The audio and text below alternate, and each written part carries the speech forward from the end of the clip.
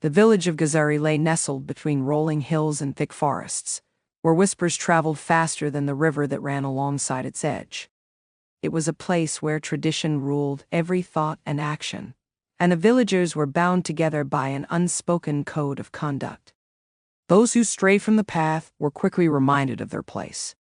Aisha and Farah were twins, but in every way that counted, they were worlds apart. Aisha had inherited their mother's delicate features and slender frame. Farah, on the other hand, was broader, her curves visible even through the loose clothing their mother insisted she wear.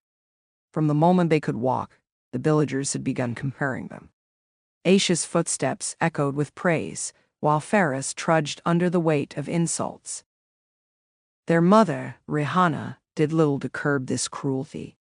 Instead, she often joined in with a sigh, as if lamenting how one of her daughters had turned out so different. Aisha watched all of this unfold in silence. Knowing the truth, she participated in the mocking not because she despised her sister, but because she feared becoming an outcast herself. Farah spent most of her days wandering alone through the forests surrounding the village, escaping to places where the trees did not care about her size, and the birds did not judge her. She built a small world for herself, a refuge where no one whispered behind her back. But one autumn day, everything changed. It began with a festival, one of those grand village events that everyone attended. Lanterns swung from trees, music echoed in the square, and the smell of freshly fried samosas filled the air. Aisha danced among the villagers, laughing as she spun around in her bright red dress, while Farah lingered at the edges, her presence barely noticed. A few of the village boys, emboldened by the crowd, called out to Farah with cruel jokes, mocking her weight. Aisha heard them, saw her sister's face crumple, but she laughed along, not wanting to be seen as taking her side. Farah's expression turned cold, and she disappeared into the darkness, leaving the festival and her sister behind. Aisha felt a pang of guilt that night, but she pushed it aside. She told herself that Farah would understand someday, that this was just how things had to be. But deep down, she knew that each laugh, each cutting remark, only widened the gap between them. In the forest, Farah found solace, but she also found something, or rather, someone, she hadn't expected. Kamal was a traveler, a stranger who had come to Gazari with stories of distant lands and ancient wisdom. He was older, his skin sun-kissed, and his eyes carried a depth that spoke of hardships and wonders alike. Farah met him near the riverbank one evening as he mended a broken fishing net. She watched from a distance at first, intrigued by the way he seemed to belong to the forest as much as she did. When he finally noticed her, he did not avert his gaze or look at her with the judgment she had come to expect. Instead, he offered a small, welcoming smile. "You're far from the village," he said, his voice gentle. "Seeking peace or just lost?" Farah hesitated, then approached. "Peace," she replied softly. "The village isn't always welcoming." Kamal chuckled, a sound like the rustling of leaves. "I understand I've been a stranger in many places, but sometimes it's the places that we don't think much of that hide the most precious things." They began meeting regularly under the guise of chance encounters. Kamal shared stories with her, tales of cities that gleamed like silver under the sun and deserts that stretched beyond the horizon. And for the first time, Farah felt seen, as if someone had finally looked beyond her exterior and found the person she had hidden away for so long. Aisha eventually discovered the meetings between Farah and Kamal. She saw them one evening, sitting together by the river, Kamal's hand resting lightly on Farah's shoulder as he spoke. A twist of envy coiled in Aisha's chest. How could Farah, the outcast, find someone like Kamal, who seemed so captivating? The jealousy gnawed at her until she could bear it no longer. She began to spread rumors through the village, whispering that Kamal was a swindler, that he was only pretending to care for Farah to get something from her. Her words spread like wildfire, and soon the village council took notice. "Kamal must leave," they decreed, fearful of an outsider's influence. "We do not trust strangers." Farah tried to defend him, her voice trembling as she spoke before the council, but the villagers' minds were made up. Aisha watched from the shadows, telling herself she had done the right thing. But as she saw the pain etched into her sister's face when Kamal was driven out, she felt the first sting of regret. With Kamal gone, Farah retreated even further into herself. She barely spoke to anyone, and when Aisha tried to reach out, she was met with a wall of silence. One evening, when Aisha cornered her, Farah's words were like ice. "You've taken away the one person who made me feel like I mattered," she said. "Don't pretend you care now." Aisha couldn't reply. She hadn't thought it would hurt this much, seeing her sister look at her with such raw betrayal. She spent the following weeks in turmoil, wondering if she had forever lost her chance to make things right. Not long after, the village was struck by a crisis. The river, their main source of water, began to dry up, and the fields yielded less food. Fear spread among the villagers as they faced the prospect of famine. While the village leaders argued over what to do, Farah quietly began to act. She had learned from Kamal how to find water hidden beneath the surface, and how to gather wild plants that could provide food. She shared her knowledge with the villagers, teaching them how to survive on what little they had. Reluctantly, they began to rely on her. The villagers who had once scorned her now turned to her for guidance. Aisha watched as her sister's quiet strength helped keep the village from falling into despair, and she began to realize how wrong she had been. Aisha tried to apologize to Farah, bringing her small gifts, trying to engage her in conversation. But the wounds ran deep, and Farah struggled to believe that her sister's change of heart was genuine. Just as the sisters began to find a fragile truce, Kamal returned to the village. He brought news of a new opportunity, a chance to build a waterway that could bring fresh water back to the village, but he needed their help to do it. The villagers were wary, still remembering the rumors Aisha had spread. It was Farah who stood up for him, vouching for his intentions. Aisha joined her, this time standing by her sister's side. Together, they convinced the village to give Kamal a chance. As they worked to build the waterway, Aisha and Farah found themselves rebuilding their relationship as well. They spoke of the past, of the pain and jealousy that had divided them, and slowly, the scars began to heal. When the water finally flowed back into the river, the village celebrated, but the true victory was the bond that had been restored between the sisters. Farah forgave Aisha, not out of obligation, but because she saw that her sister had truly changed. Kamal too stayed, becoming a part of the village. His bond with Farah grew stronger, and though the past could not be undone, they all looked forward to a future where acceptance and understanding could thrive. Farah's newfound strength in guiding the village through its hardships did little to mend the deep scars within her. The villagers' sudden respect for her felt hollow, as if they still saw her as the same outcast, but now begrudgingly needed her help. Despite her outwardly stronger appearance, Farah still carried the weight of years of mockery and rejection. The departure of Kamal left an emptiness that grew darker with each passing day.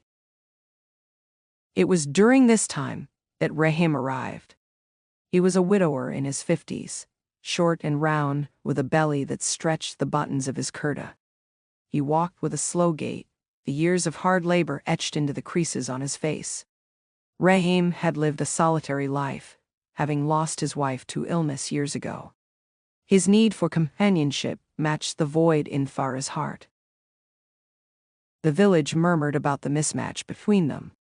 Rahim was decades older, and while Farah was not seen as a catch by the villagers, her youth was still something they considered valuable. A few snickered at the prospect, while others pitied her for choosing a life with someone so unlike the romantic figures of her past dreams. Yet none of them realized how deeply Farah's self-esteem had been eroded, how she had come to believe that she did not deserve more. The proposal came one evening as Rahim, sat beside Farah by the river, the same river where she had once shared whispered conversations with Kamal. Rahim's words were simple, free of flowery declarations. Farah, you're a good woman, you've shown strength when others faltered. I'm old, and perhaps not what a young woman would hope for, but I could offer you a home, a place where you won't have to face this village alone anymore. Farah stared at the river, the moonlight dancing on the water's surface. Her heart ached with the memory of Kamal, the dreams she'd once held of a love that saw beyond her flaws.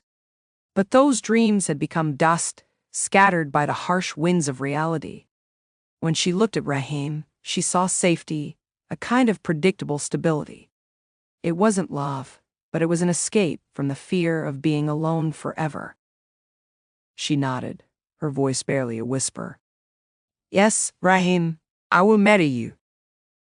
The wedding was a small, quiet affair.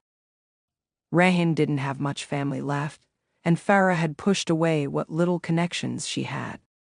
Aisha watched the ceremony from a distance, her face pale as she clutched the shawl around her shoulders. She hadn't been invited, and Farah's coldness toward her since Kamal's departure meant she couldn't bring herself to attend closely.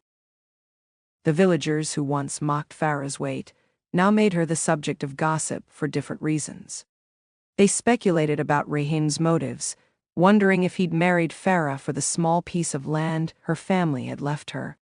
Some shook their heads, muttering that Farah had settled for far less than she deserved, even as they had been among those who shamed her in the past. Rahim, for his part, treated Farah kindly. He did not love her with passion, but he respected her. He listened when she spoke of her knowledge of the forest, of the plants that could soothe an aching stomach, or how to find water in dry soil. He gave her space when she needed silence, never demanding more than she was willing to give. Yet, in the quiet of their small home, Farah often felt the weight of her decision pressing down on her chest.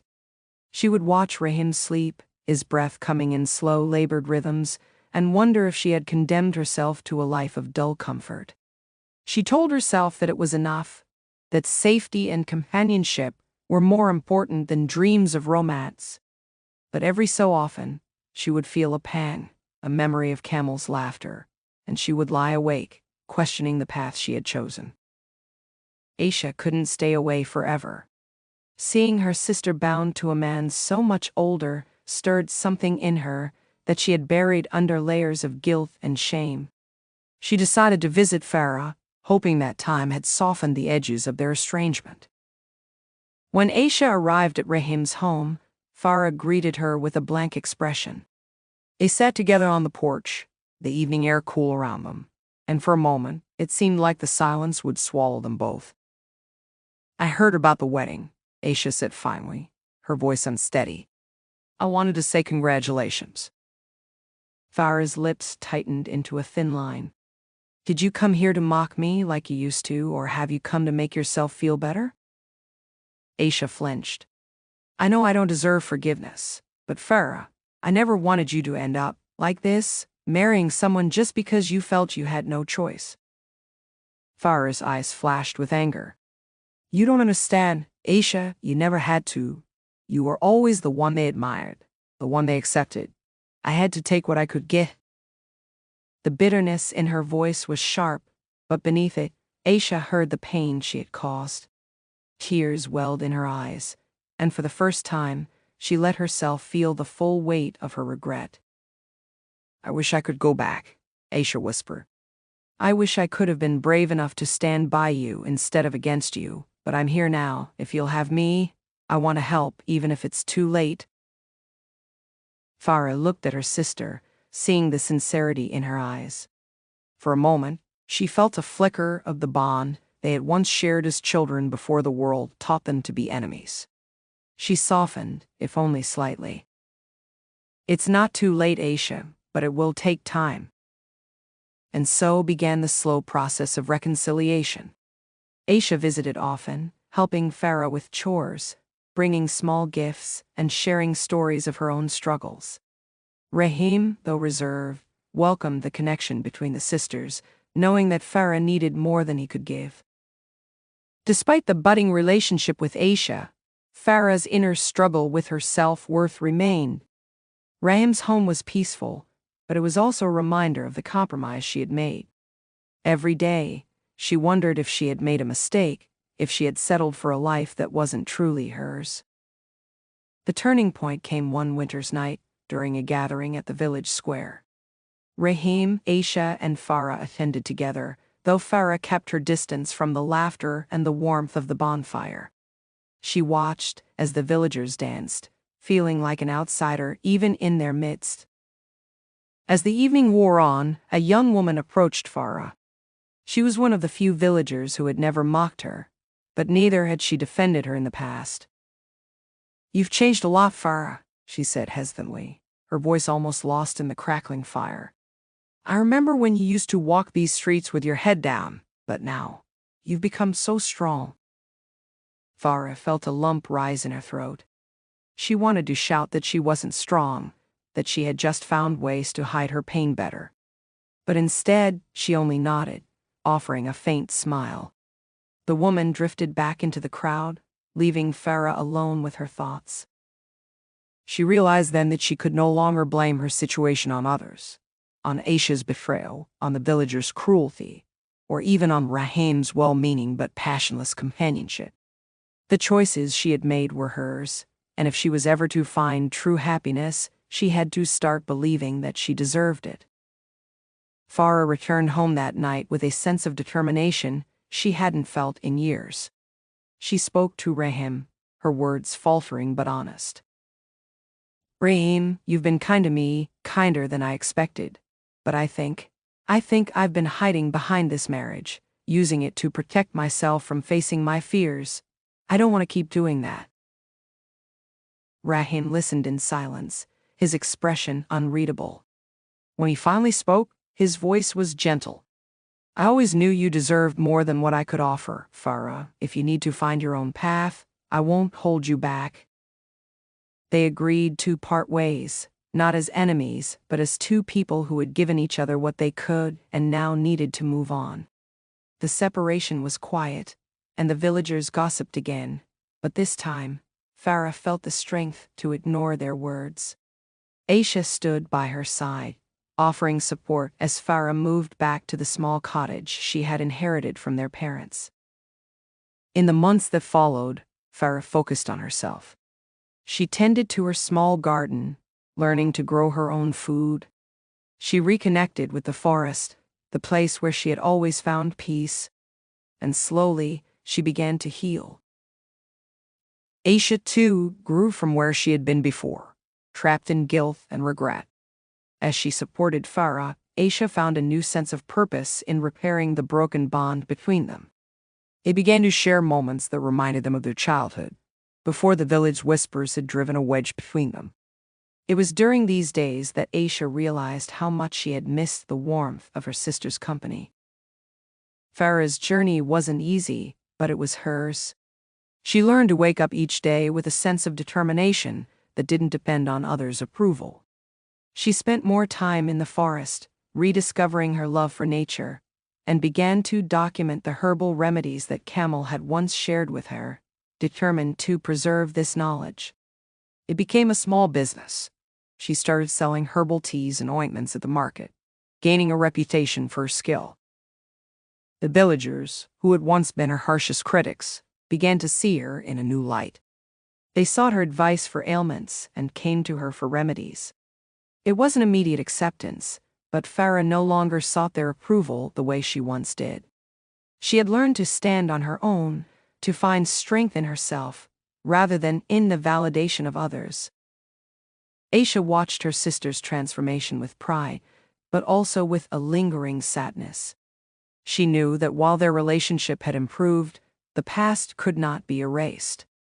Yet, she continued to offer her support, hoping that one day, their bond would be as unbreakable as it had been in their youth. As spring approached, life in the village seemed to settle into a new rhythm. Farah's business continued to grow, and her independence became a source of quiet inspiration for other women in the village. But just as she began to find her footing, the past resurfaced in an unexpected way. One evening, while Farah was tending to her garden, a shadow fell over the rows of herbs. She looked up and froze, her breath catching in her throat. It was Kamal, standing at the edge of her garden, his face softened by time but unmistakably familiar. Kamal spoke first, his voice hesitant. "I heard about the changes here, about how the village survived the drought. They spoke of a woman who found strength in adversity. I had hoped it might be you." Farah's heart raced. She had long imagined this moment, but now that it was happening, she felt unprepared. She glanced at Aisha, who was watching from the doorway of the cottage, her expression unreadable. Farah gestured for Kamal to sit, and they spent the evening catching up under the fading light. Kamal spoke of his travels, the work he had done with villages like Azari, helping them find new sources of water and prosperity. He looked at Farah with admiration as she shared her own journey, how she had survived the darkest times and found a way forward. Yet beneath the surface, there remained an unspoken tension, a question that lingered between them like a shadow. When they parted that night, neither dared to address it, but both knew that there were wounds left to heal. Over the next few weeks, Kamal became a frequent visitor. He helped Farah with her garden, offering advice and assistance as they talked about their dreams and fears. It was during one of these conversations that Farah finally confronted the question that had haunted her. "Why did you leave Kamal?" she asked quietly, her hands trembling as she pulled weeds from the soil. "Why didn't you fight to stay?" Kamal's face grew solemn, his hands stilling over the herbs. "I wanted to stay, Farah, but when the village turned against me, when Aisha spread those rumors, I thought you didn't need me anymore. I thought you'd be better off without an outsider like me." Farah shook her head, tears welling up in her eyes. "I needed you more than ever, Kamal. I felt abandoned, like I didn't matter to anyone." Kamal reached out, gently taking her hand. "I'm sorry, Farah. I thought I was doing what was best, but I see now that I was wrong. I've regretted it every day since." Their conversation brought both pain and relief, pain for what had been lost, and relief for the truth that had finally been spoken. As they talked, Aisha watched from a distance, feeling a sense of closure settle over her as well. The guilt she had carried for so long seemed to lift slightly, knowing that Farah had found a way to confront the ghosts of her past.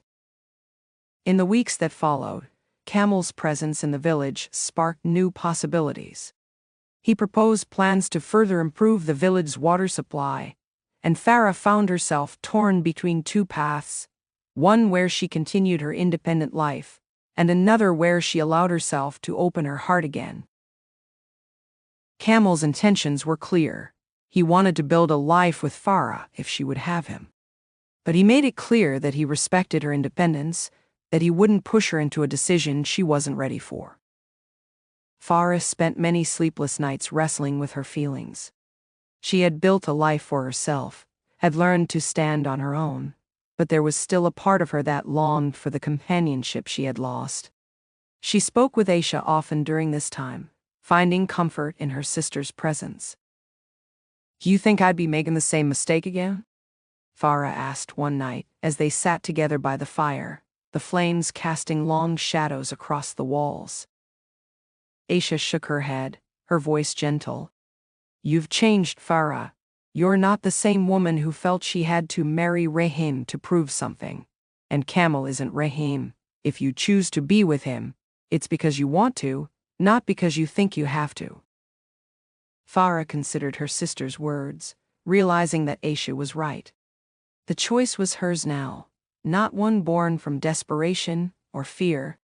She knew that whatever path she chose, she wouldn't lose herself again. In the end, Farah chose to give Kamal a chance. It wasn't an easy decision, nor was it one she made lightly. But she had learned that opening herself up didn't mean losing her independence. It meant trusting herself enough to know what she deserved. Kamal and Farah took their time, building a relationship based on mutual respect and understanding. They spent their days working together in the garden, discussing plans for the village.